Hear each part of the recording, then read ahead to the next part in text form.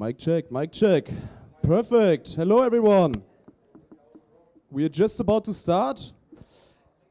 What is the topic of today? Today we want to learn how to actually build your dream team and how to create powerful team dynamics. Our guest is not only co-founder and CEO of Trade AI and jury member of Summer Pitch Day. No, they also raised €1.5 million for their funding. And most important point, in 2021, they also participated in one of our code startup summer programs. Ladies and gentlemen, let's welcome Leonie.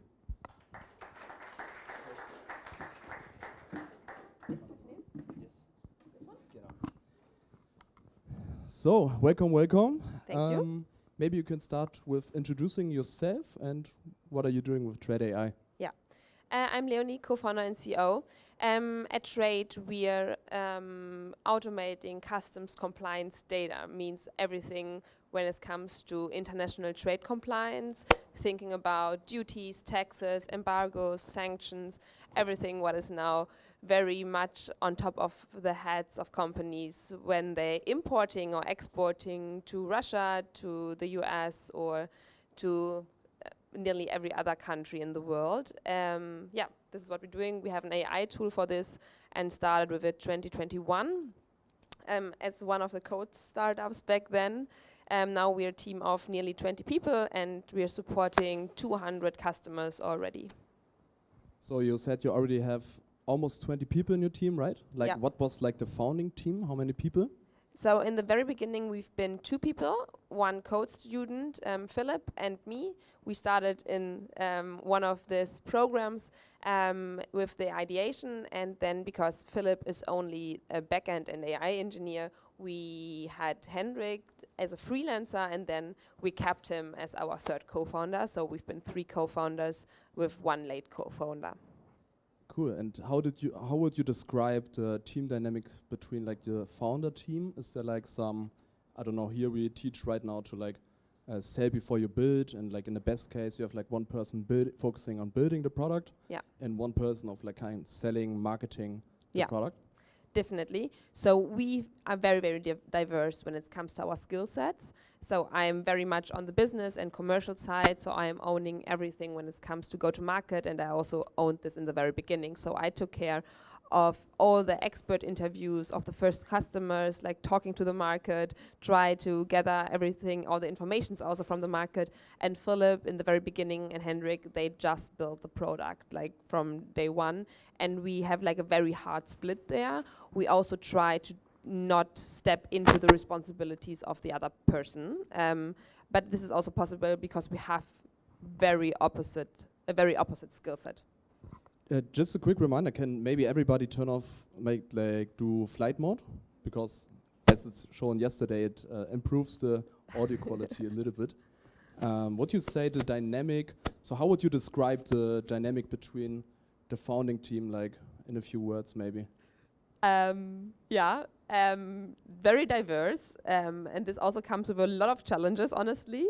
I think, this is the brutal truth.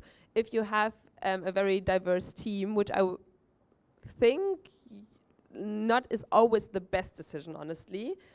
This also comes with a lot of challenges because you normally also have very different personalities, right? So you think in a very different way, you value very different things. So this is why we had like a lot of challenges to overcome, and we also worked a lot with a coach, for example, to align a lot of our values in the process. Yeah. So would you say diverse in terms of like what you said, the values and the personality, or also, I mean, also you said the skill set was very complementary, right? Exactly, but most of the time one comes with the other, because so I would say we see definitely in our teams. The commercial team, let's say, is so different when it comes to personality than the tech team or the product team. They just different people are get attracted by a certain type of profession, by a certain type of tasks, and this most or oftentimes also leads to very different values, because otherwise you would have chosen probably the other skill set, right? You would have the other skill set. if you would have the same personality. But would you say like the diverse like perspective also helped you like solving problems, solving challenge, or was it rather like creating problems? Obviously, when you have like the different skill sets, so you have like a very nice team in the very beginning, right? So you have all the skills you have on board, and you have like a very clear separation when it comes to responsibilities. So this is great, this is awesome, this is perfect. But in terms of how you work together and also how you decide, I think it's better to have like a less diverse team in the very beginning. I think we always talking about like have very diverse teams and having like female founders in the team, or have like I don't know, like from different backgrounds. I think in the very beginning it's not always helpful, because you need to make quick decisions, you need to be very, very aligned. It's very, very hard to align in the very beginning because you have already so many things which you don't know. And I think then this somehow switch within on the journey, right? When you are on the journey at a certain point, this definitely, there's a turning point when a diverse team gets way more important and way better than it is in the very beginning. In the very beginning, I think having like a very very aligned team is probably better, honestly. Also if it feels also if everybody says something else, or a lot of people. Is there any example you could maybe present of like the challenges that came up? Because I'm also curious, like how did you work through this now with the coach? Like kind of like what could the teams also take with them to kind of like work on to align this? So I think these are two things. What is, for an example for when you're not aligned? I'm the commercial part, so I'm always working in 80-20. So I don't care at all about perfectionism, anything is perfect. So I just do things all the time. I don't think about anything, not longer than 5 minutes. I don't care about things a lot. They just need to be done. A lot of things in the day needs to be done. And this is something I also want from my team, for example. So I always push my team to just do things, and if they are half-baked, it's fine, just whatever. And the tech team on the other side, they are very, very different how they think about how things should be done, especially if they are on the AI side. So our AI engineer wants to have everything like perfect, because he needs to be perfect in things, otherwise the models doesn't work, for example. So this is something which he also has in all the other aspects of his life, and is on his professional thinking.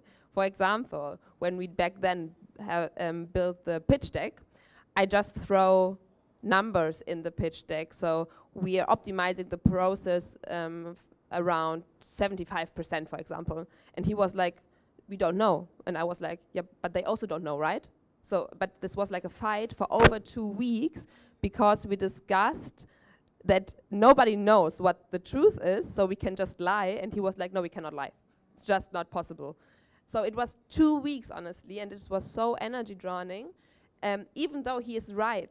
But this, we haven't we haven't been aligned on this, and this was so important for us. So this is one example, and we have so many of this.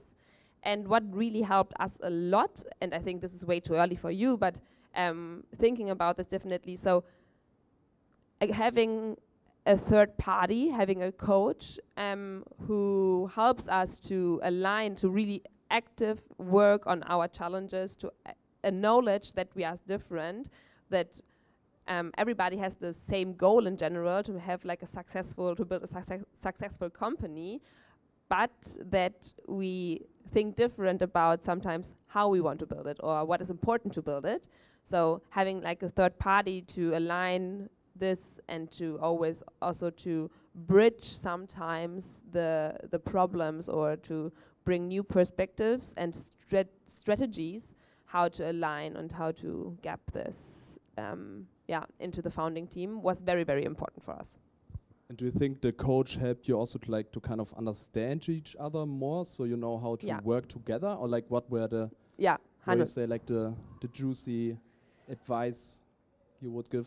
So I think there are 3 things. The first thing is we had the personality analysis. So what kind of personality is the other person, so that you just understand that they are just different than you. The second thing, build strategies and processes and an organization to deal with it. So, for example, that we have a process for certain alignments, or for example, things like at least 3 days before an appointment, please accept or decline a meeting. So this was a big issue for us in the very beginning, because my co-founder just didn't decline or accept at a meeting because he needed the flexibility. So I was like, okay, but we need to align on something here. We need to have like a rule. This helped a lot. And the third thing is that she always tries to remind us that we have the same goal and that we all work hard, but we're just different in what we value, but still the other person is on your side and still has the same goal as you have. So these 3 things definitely helped us a lot.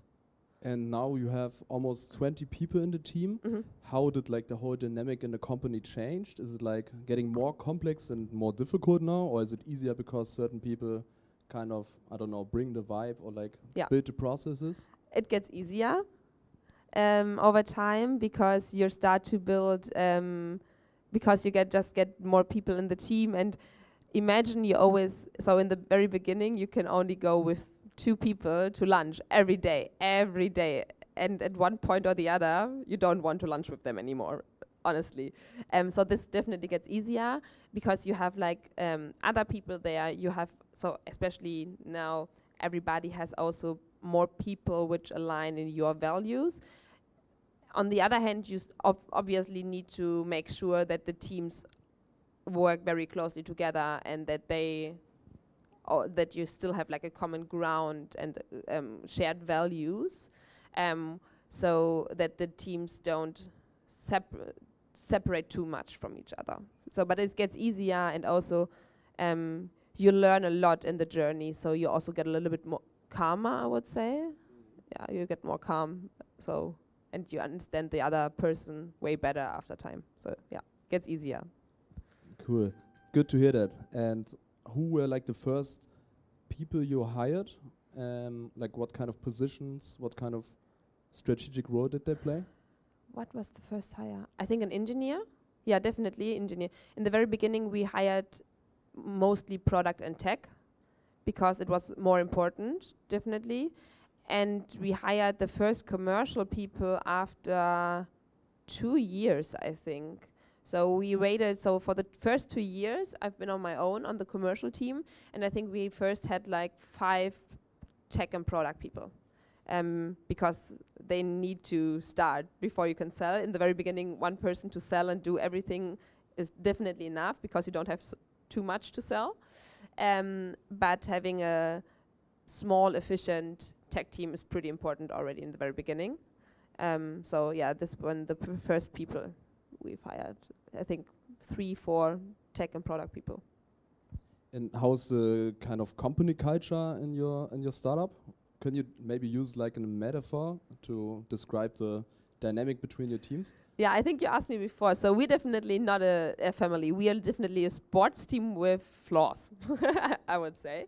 So this is what we would call us. But we also try to have some. We also have like a working culture. Means that, for example, we don't slide into their WhatsApps. So we heavily strict like private and professional life. I know that a lot of startups do this differently, but for example, I want to protect the team a lot, and I don't want that they always need to be available. So they can decide to be available, they can decide to look into their Slack, but for example, everything when it comes to communication is only in Slack. So we definitely have like a work culture, and not like we're not only friends there. Obviously, we get along and we like each other, and if you also have like people you like a lot and you talk a lot to, but we're just not friends. And for us, this is also pretty important, that this is like somehow also a job, yeah, because this helps us to also keep them responsible and to also have like real feedback, for example, because we're just not their friends. it's a professional setup, and this works pretty good for us. Yeah. And are there like any specific kind of out of like routines or rituals you had like at the beginning in your founding team? I heard like startup founders, I don't know, going for a walk like once in a week or something where they like kind of bound. Yeah, we also had this. So obviously you have like you're sitting together like every day, so you have like a lot of time together. We tried to have like every second week like a founding dinner. And every second week we skipped this back then. So we always tried it. I cannot recommend to skip it. Now we always do it. Like every fourth week we have like a founding dinner, and this is super, super, super important. But it's pretty often in the beginning the first thing which gets skipped because you don't have time for it. You're very don't have energy for it anymore. You want to go home. But don't skip it, and really put so much effort into also looking for the right people in the very beginning. It's like looking for a partner for life, right? Or at least for the next 10 years.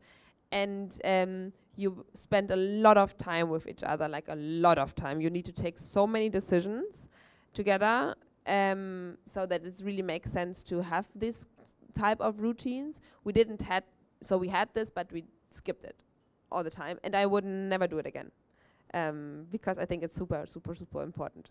Yeah. Do you have something similar also like for the whole company? What we have is like a monthly team drink, so we don't do it more often. I know that also other startups have this like once a week. I think it's way too much. So having like once a month is perfect because people are really looking forward to it. They really want to be there. We have once a week, and this is super important for us. And this is really something I'm very, very strict with, is a team lunch. So Wednesday we have like a team lunch. It's like a shuffle lunch in Slack.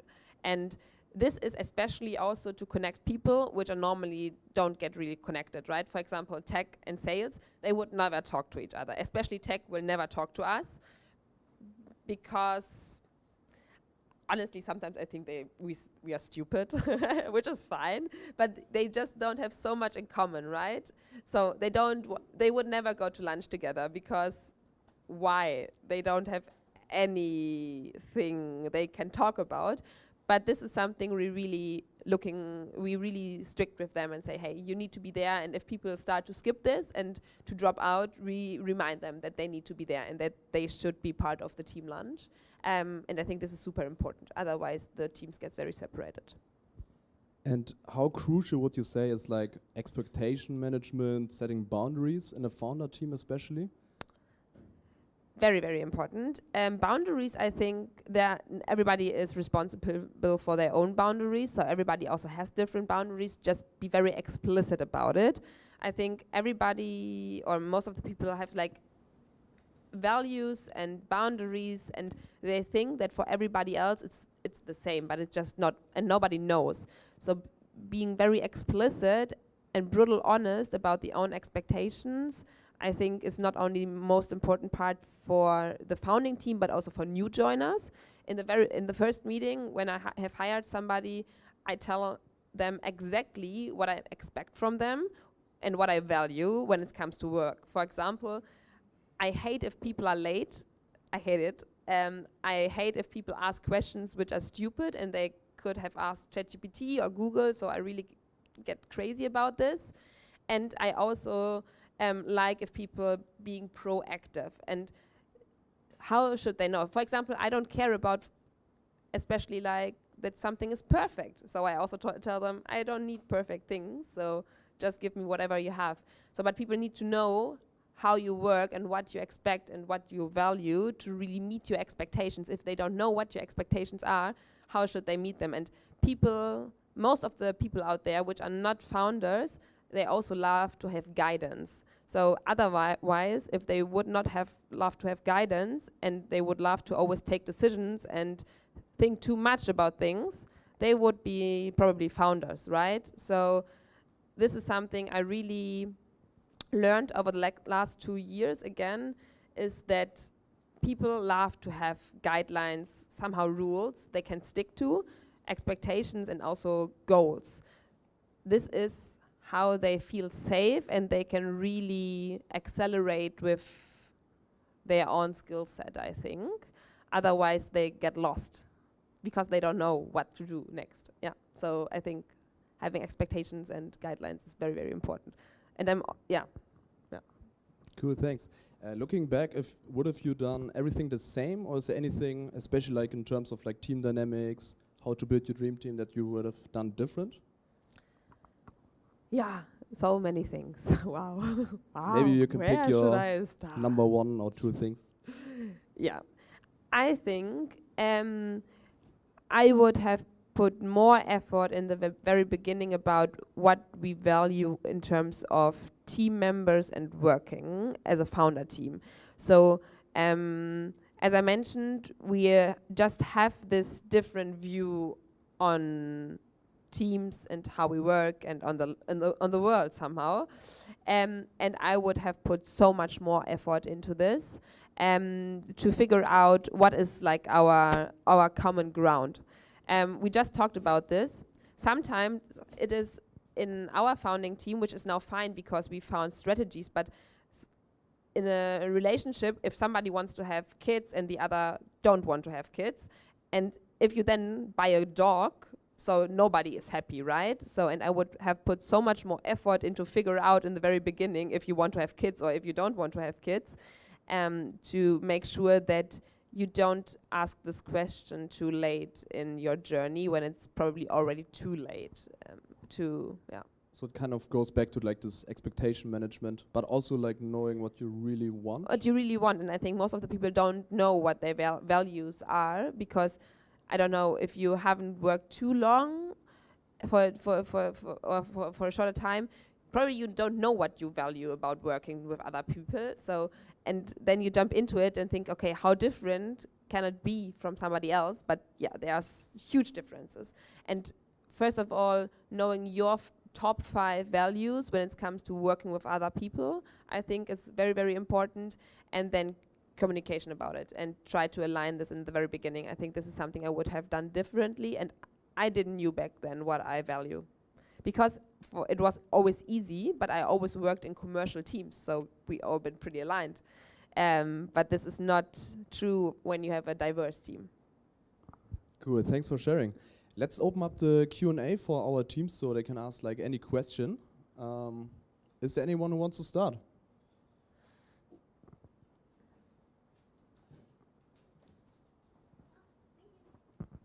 Hello. Hi. Hi again.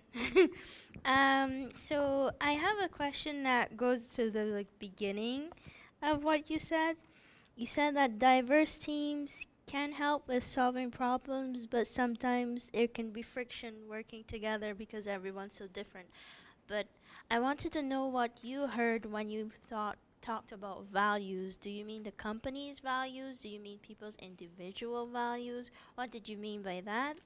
And the next question, I won't compound this question. Maybe one after another. Okay, go. Yeah, so I think one goes with the other, because your personal values gets normally somehow also the values of the company. And imagine you are very, very opposite when it comes to your personal values about your job or how you want to work together. Then you have like a very diverse values for the company, because obviously every founder wants to bring their own values into the company. Otherwise, it feels unnatural for you. For me, it feels super unnatural, for example, to be very flexible when it comes to work. So I am I'm more on the stricter side, let's say. I want to be people to be on time, and I want to be people to be there latest at 10 and things like this. Philip, for example, which is as good as the other thing, loves to have flexibility. He loves to work until late night, until 5 a.m. probably, and then come to the office at 2 p.m. And I'm going nuts about it, right? So because I'm like, where have you been the whole fucking day? So, and this is like, for example, a personal value, which obviously I want to bring into the company because it is super important for me. But his value is flexibility, and he also wants to bring this in the company. And this is what I mean with values, because you need to come to a common ground. And no joke, we discussed in the very beginning, after 1 year, for 1 month, when we want to start to work, because he wanted to start at 11, and I was like, okay, we cannot start at 11 with a full team, right? This is possible if you start at 11, but 10 is the max, right? Otherwise, it's not a working day anymore. Yeah. Okay, so the coach that you said you work with had to kind of like help you to differentiate what are some of the company's values probably and what you guys value as founders and how to work together about that. Like, I guess since they are also on a builder schedule and you're on like a manager's schedule, you kind of oversee everything, so they kind of see things differently probably. Because I read an article which is about the maker schedule versus the manager's schedule. Yeah. And they're very different. They're very different. I heard this a lot of times from them. Yeah. Yes, exactly. So I completely understand. The next question I do have other questions, but I'll ask you the rest later. So does the blah blah blah. So you said that you're not friends, but you're employee. You're just you're working colleagues essentially. But like, what part does friendship play in this? Because I'm pretty much sure that you guys have friendly conversations. So like, where do you draw the line? I would say, and do you not care about like what's going on in their lives, kind of? I don't know how to structure this question, but I hope you understand where I'm going. Yeah, definitely. yeah, I fully understand it, because back then in my former startups where I worked, we also always been friends, and we went out for dinner and drinks like every evening, every weekend. We just been partying all the time. But this also leads to the fact that we've been pretty much emotionally attached to each other. And this brought a lot of challenges when it comes to feedback and performance. You don't want to hurt their feelings. Exactly. So, and this is something I don't draw like a hard line, but for example, I would not probably, I don't meet them at the weekend, for example. I don't go to dinner with them. I would never call them or something like this when it's not work related. So I really try to have like a very, very good working relationship. I think we are still have a lot of fun, like, but they still know somehow that I'm their boss, even if this feels like old school. But it really helps in terms of performance and also for guidance for them, because they know that I'm the one who's responsible. They know where they can go to, but they also know, they also like me a lot. Not everybody, but most of them. But still, there's like I try to have like there's like a line which I would not cross when it gets too personal. And yeah. This is more related to you being as a woman, and I promise I will pass the mic on. So I hear a lot from women in tech spaces and male-dominated spaces in the professional world that sometimes it's very hard to do certain things, because obviously we're not a man or whatever, so men have different ways of doing things. Do you feel that some of the nuance of what you said in terms of the boundaries that you have to set is also due to the fact that you're conscious of how the lack of those boundaries would come across, or how that would impact you and the way your employees treat you? You mean because I am a female founder, not a male founder? Yes. But not only that. Nah, I don't think so. I just think that guys, not in general, but most of the time, they just different to each other. So they just more on the, what is it in English, Kumpel? Buddy? Yeah, they just are buddies. Like, they also like to be buddies. And I think this is not related to that I'm a female founder, that I'm a girl. So I just think I observed this back then in my former positions, that I don't want this anymore, that I don't think this is how a good team can accelerate. I don't think that this is really related to a gender specific thing. Yeah. I'll ask you my more nuanced question. Yeah. More related. Next question. You were first in the back. Oh, can you? Oh, thank you, Lon. Hi, Leonie. Thank you very much for your talk. It's super interesting to hear your experience, especially working on how to empower or how to build a good team and a powerful team. And I think the stages always changes from 3 people to 5 to 10 to 15 to 20 and so on.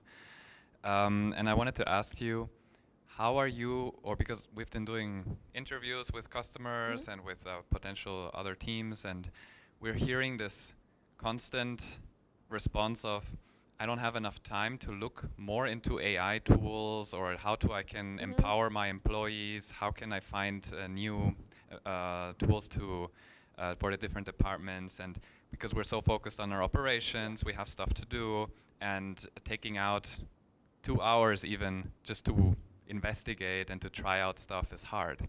How do you approach this, and how do you make sure that your team is like always on the top performing, but as well going to the next level of implementing new technologies that help across different departments, not only engineering? I would have figured this out, honestly. It's even very, very hard for us. So I cannot imagine how hard this is for big enterprises, because I hear exactly the same, that in our team, that they don't have time for it. So what we now do is 2 things. First of all, we've implemented an AI challenge, means that everybody who implementing every week for 1 month, like something very, very small in the and enhance something with AI, they get like half day off, because you need to incentivize people, right? People love to get something for free. This is something we do because you cannot force them, unfortunately. You need to give them something. And I think it's super important that they come into the right mindset and into the right thinking.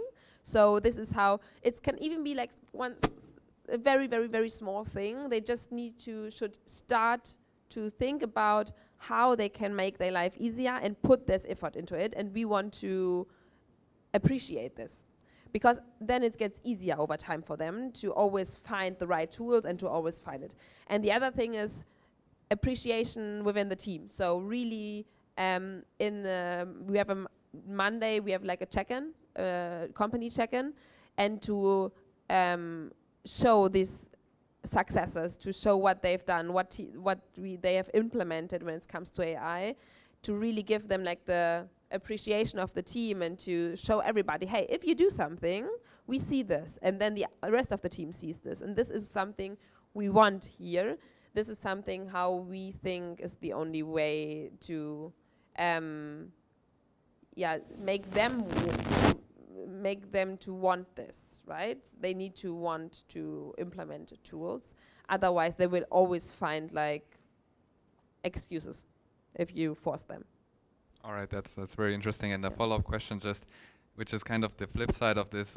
Also, we have been talking to potential users, and they're saying, of all the tools that we have, 10 plus tools, the employees are not taking advantage of all of the things, or not doing everything that they're supposed to do, filling out all the information or updating the information and so on. Because again, the same kind of problem, I don't have enough time and so on.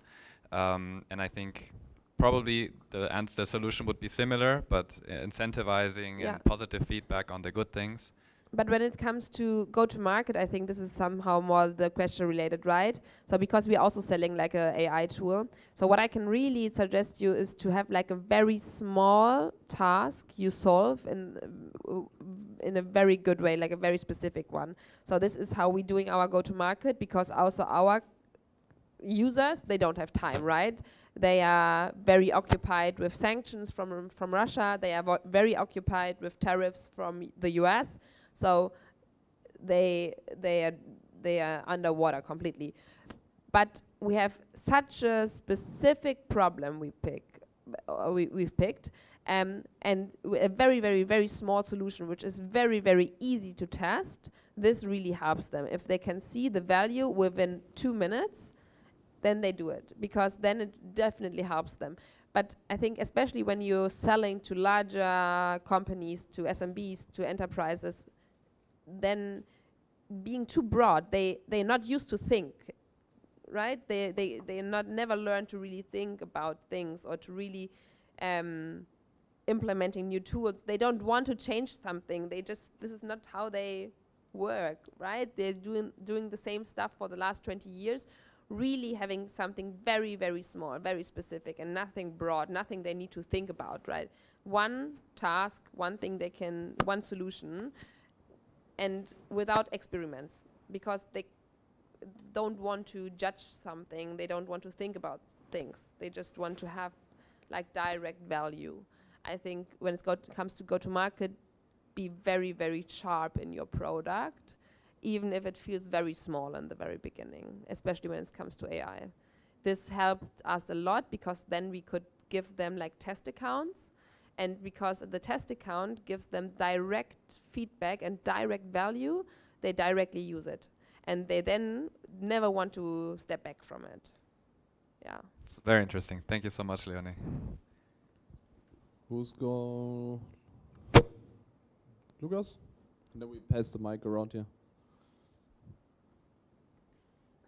I'm curious on one of the values that you told us, which is when someone comes to the company, I suppose, then you wouldn't like them to ask every question if they could ask them in a ChatGPT. Did this situation create any person that didn't ask the questions but they should have asked and they just want a bit of... Yeah, I think it's a fine line, right? But no, honestly no, because we don't have people who are super, super shy, so they all have like somehow like a certain, they're not dumb, right? They know probably what they should ask and what they should ask ChatGPT. But if something is obvious, I'm also don't shy away from saying, hey, honestly, I don't answer this because this is something you can definitely Google. I'm not your Google. So, but this never happened that somebody was like, oh, I was too afraid to ask something. So if somebody is too afraid to ask something important, then they probably also in the wrong spot. And if we really have something in the team who cannot judge if the question is important or not, probably it's a good time to get rid of them. And I think this is also a British truth. We also get rid of people, right? And this is super, super, super important. Maybe so to get rid of people. And if your gut feeling says, the first time when your gut feeling says, probably something is off, something is off. Always. So so I just saw one meme or one interview where if there's doubt, there's no doubt. So if you ever doubt a person, just get rid of them. And honestly, no, you don't have this problem. But otherwise, you have a lot of questions in the end in your inbox if you don't start to say, hey, please figure out on your own.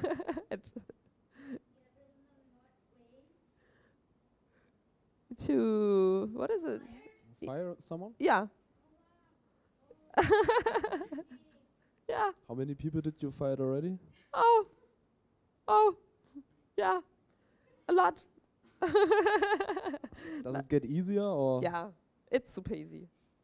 They find new, not really. So I think the first 2 to 3 they really hurt, but afterwards you need to protect the rest of the team. So I think it's because it's not hard, because you need to think about, you need to protect the rest of the team, and you're responsible for the company and you're responsible for the whole team, right? And if you think about it like this, it's super, super easy. Because if you have people who underperform, especially in a small team, the other people have to take over. And it's just unfair. And if people really put all their energy into your startup and you have all the shares, and then you found people who put so much energy from their life and so much time into your project, into your company, you need to protect them. And if they are then free riders, let's say, who just want to chill, they just should chill somewhere else, because there are so many corporates out there with enough money, with larger teams. They can really support this, right? You don't need to put all your energy into your job. It's not necessary, but if you decide for a small team, for a startup, you have responsibility. And then as a founder, you have the responsibility for the whole team and not for an individual. So, and then it's easy. Yeah, even if it sounds Interesting. harsh. Who has the mic right now? Maybe you can reach to the next question. I was near. So my question is how you schedule meeting. Like, are you working with Scrum in your team, or what is the How we system? work, how we schedule meetings. Like, like, is it a Scrum or is it Kanban or is like some In the other product team. sales? So in sales, we don't have something like this. In sales, you just have your job and you need to talk to people, and you're very much reactive also a lot of times, right? Because you get reached out a lot of times, the companies reach out to you, or you have your very specific tasks, so you don't need to have like a project management or something. Please ignore this. Yeah. No, Talk too much. it's Um, get less. So in a commercial team, you don't have something like this. You don't have like projects, like larger projects, honestly. So therefore, if we have projects, we normally work with a normal board like Asana or Notion or something like this. And we have like weekly check-ins with everybody, like one-on-ones. And then we have like weekly goals on this. We also have company goals, like for every quarter. We don't work with OKRs or something like this, because OKRs are way too overwhelming and they just too much. Just have like one company goal for a quarter and this is fine. And on the product team, honestly, I don't know what they're working with. Somehow, something. And tech team? Okay. Sometimes I have the feeling they don't have any structure there, or processes. I don't know. So they are very flexible in everything they do, and they don't have deadlines. They only have estimations. This is the most important rule in our company. Yeah. And honestly, you're laughing, but this is one of our biggest discussions, because commercial teams, they hate estimations and they love to have deadlines because they have so many deadlines. And this is one of our biggest issues in the team, that commercial needs to have deadlines, and tech or product just have estimations, and it's a mess, yeah. And another question, what is your main principle, like top 3 principle to build your like dream team? What is my top principle to build a dream team? To be clear about my own values, because this is, I think, the most important thing, that the other person, or the person, especially in a smaller team you're working with, share your core values, or it's not that hard to stick with them. It's the same as in a relationship, as I mentioned. If you're very different when it comes to how how you want to tidy up the apartment, right? If this is very different to each other, and someone is very chaotic and the other one is very, very organized, then you have a topic all the time. And so, especially in the beginning, I would always now look for people who are pretty much have the same values as you have, and are more on be less diverse there. It really helps, even though, yeah, we got to teach differently. Thank Yeah. you.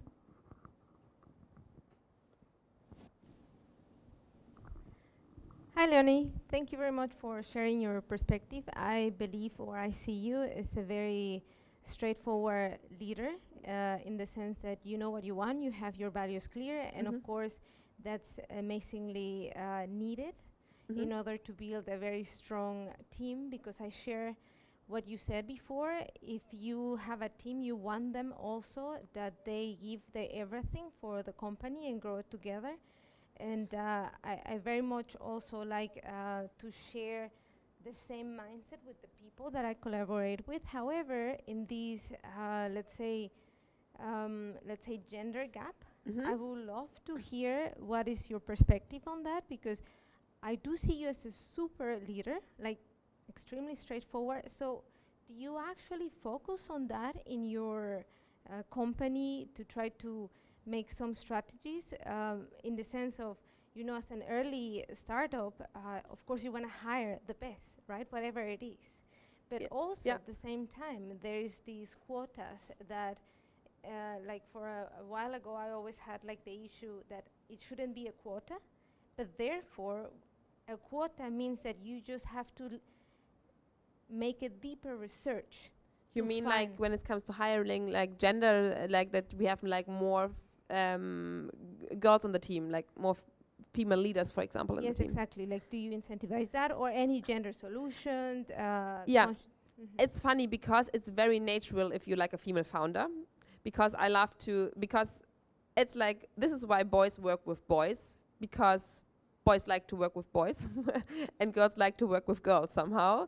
So I think for me it's super, super easy. So I'm probably the wrong person to ask, because I just hire, honestly, I'm very gender biased because I mostly hire girls because I'm biased in this direction. So this is, I think, this is why this discussion is so problematic, because it is somehow a bit natural that you hire people which are very much like you are.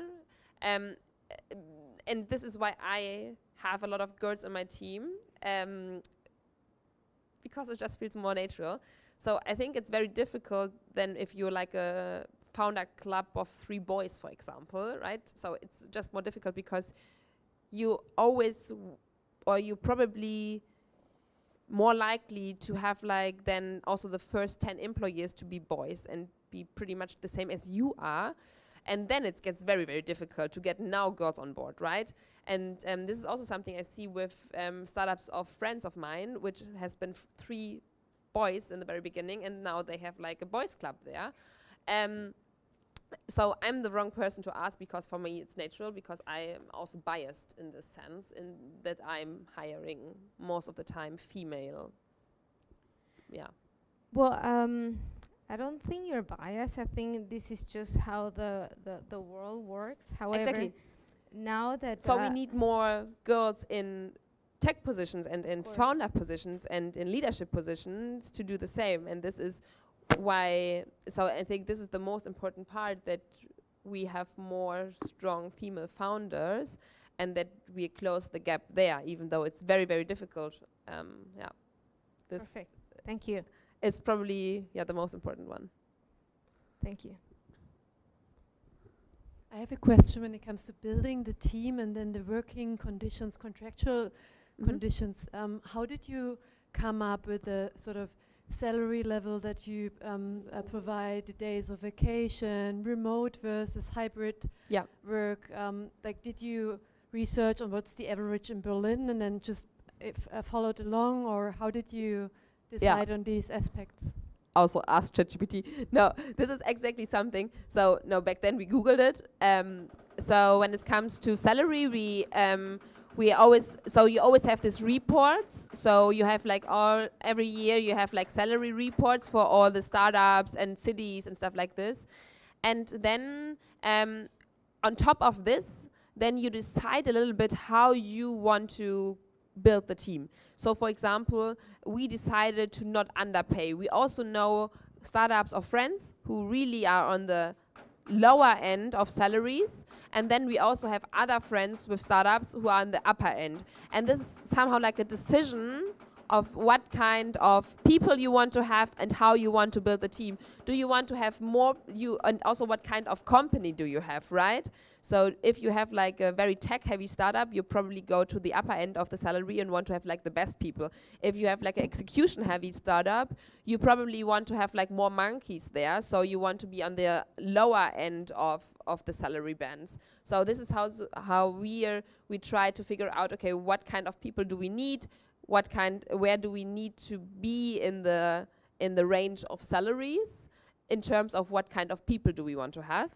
And when it comes and all the other things you try to, and I think this is very, very helpful to spare with other founders, which are in the game for 2 or 3 years. For example, I get reached out a lot of times by new founders, get asked exactly these questions, or if they ask me if they can have our contracts, for example, employee contracts. We didn't have this back then. So, or terms and conditions. You also don't have terms and conditions, so you copy and paste everything from other founders. And don't be shy.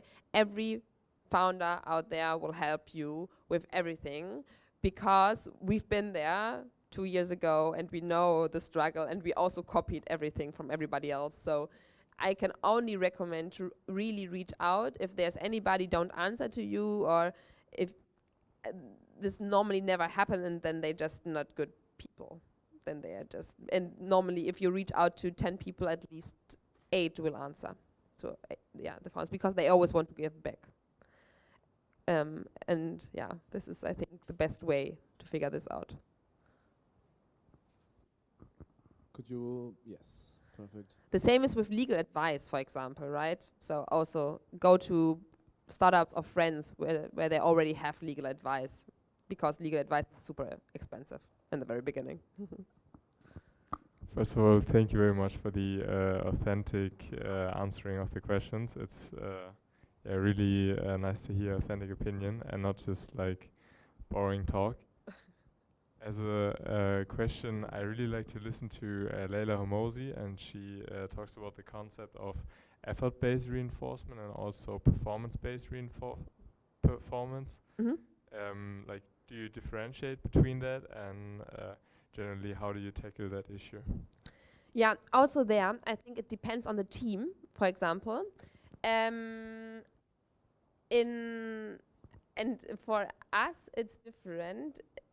Especially also, this is, for example, one thing where we don't align 100%. So I'm looking a lot into the effort people put sometimes into it, because you don't have, and when it comes to, for example, to sales, you're not fully in control of everything, right? You have like a lot of variables which you cannot control. For example, the market, the customer, like obstacles. You are also not in charge of the product, for example, you can sell. So I'm look a lot of times into the effort somebody puts into their job, because if they have enough activities, they have enough calls, they have like a good call quality, and they still don't reach their target, they probably still make like a good job, and they just have like a somehow like they're just unlucky. Sometimes you can be unlucky in these jobs.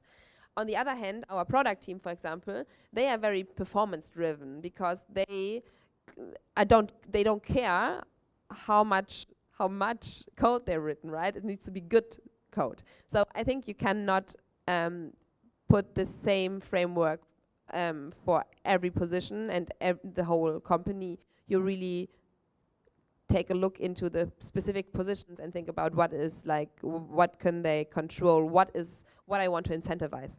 And this is super important to think about, okay, what I want to incentivize here, what I believe is the right way. And this is how you can have like different incentivations based on effort or performance. Thank you. And what are your favorite ways of using or having positive reinforcement in your company? What, sorry? What are like your favorite methods of having positive feedback loops for effort or performance? So how we do this? So I love to have like this. So I have 3 things. So I heavily believe in systematic feedback. Like every 3 months we have like a very structured feedback system, which I took from one of my former companies, from my former positions. I just took over, and it helps a lot, because otherwise a lot of times you just forget to give feedback. Then I love to have this this public appreciation. I'm a big fan of it, because I definitely see that people love it, right? Just something small. If something small happened and you're just like, hey, cool, in a team chat, this really helps a lot, because people get seen, and this is every person on this earth strives for to be seen and recognized by the peer group. And the third thing is something I've learned from my former boss. I just liked a lot is when there's a very tough time, or somebody did something very great, there was just like a little chocolate or something on the table. This is probably also a bit manipulative, but still I liked it so much, so I also took it over. So I also do this with my team. If there was, for example, somebody who really had like a great week or something like this, I just bring like a. Last time I brought one of my my colleagues like a clip, like a hair clip, which like really fitted to their style. So something like this, I really like a lot. But obviously, the most important thing is the systematic feedback every 3 months. Is there any more question? I think we have time for like 1 or 2 last questions. Maybe you have time like 5 more minutes after the talk. Yeah. People might have one-on-one sure. questions after. Yeah, no problem. So when you are the 3 co-founders and to not end up in that situation that you described, what do you think is the best way to do? Or maybe who might we ask about it? What is the best thing to do to not come into this situation? I think I said this before, like being clear about your own values and where you can sacrifice and where not. So everybody in this world has flaws and has things which you will dislike. So there's not like there are not perfect people out there, right? So but then there are things which you can get along with, and then there are things where you already know you will hate for the rest of your life because it really drives you crazy. And if there are things which will really drives you crazy and the other person says, I cannot change this and this is just something, this is how I am, just don't do it. And it feels very, very difficult in the very beginning, but just don't do it. Yeah, I mean also in terms of gender, that we don't only hire men, for example. Like, what would you suggest would be a good idea to not end there and do that? To not hire only boys in the end into the team. This is the same boys into the team. Yeah, so it's something you'd always, so first of all, in the very beginning, I think you can't change it, you can't fully change it. I think it's just how it is, because you also should build something where you feel comfortable. And as I mentioned, I think in the very beginning, it's also super important that you're aligned and that you have some fun. So it's, I think as a startup, you're not the one who's responsible for to close the gender gap. I think there are other companies probably in the end who which are a little bit more mature, who are responsible. In the very beginning, you're only responsible for try to don't go bankrupt, right? So this is your own goal. So if you really close the gender gap, you will not make a huge difference. If you really care internally because you want to have like a very diverse team because you believe in it, then you need to probably give you some quotas or something like this on your own you want to hit. But this is something you can do because you want to do it, but don't feel like you have to because to have like a better team. Because I think in the very beginning, it's just not true that a very diverse team makes better output, especially not in the very beginning. This change, I think, if you get to 50 people probably, if you really become a real team, then it changed. Then diversity is way, way more important. In the very, very beginning, to be aligned, to have like a very aligned team, I think is fine. And then I think set your own goals when you really want to have a very diverse team in the very beginning. Okay, so there's like one problem I'm kind of hearing out from it, because you described the situation where you hire the first 10 people and then we would only hire men. So then I can imagine that women might not feel that great joining a company where there's like 20 men only. So I'm curious about at which number there's like the switch there. So first of all, in the very beginning, this is a problem of future you. So this is just a problem of future you to change this at one point or the other again. Because you cannot solve all the problems in the very beginning. And then I think, as I mentioned, I think around 50 to 100 people, there you really need to start to really worry about this. I think probably if you start after the first, when you're 20 people, to really look into your diversity and really start to get way more conscious about who you hire and that you have more diversity. I think this is probably a good point. And then you still have a lot of time. And it is possible to change this, definitely. But I think I know probably this is very was sagt man in Englisch? Das kann man debattieren. Also, so debate. I think it is already tough to get the first 20 people on board, right? To now also look into having like the right gender and the right background into the right city and blah blah blah. Good luck. So, and if you start with it when you're 20 people, I think you're good to go. Yeah, because for us it was very difficult to get the first hires if you have nothing and you need to convince them that this is still great. Thank you very much. I think Scarlett, yes.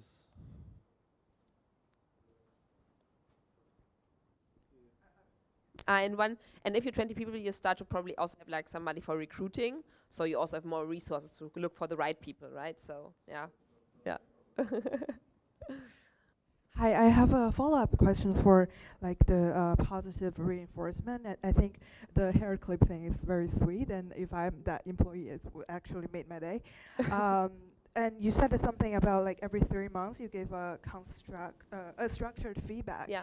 And I was wondering if you could like share some more details on that and how, especially, I assume it's like in private. Yeah. And would you like personally do it, or like their team leader do it, or and especially how do you usually deliver criticism?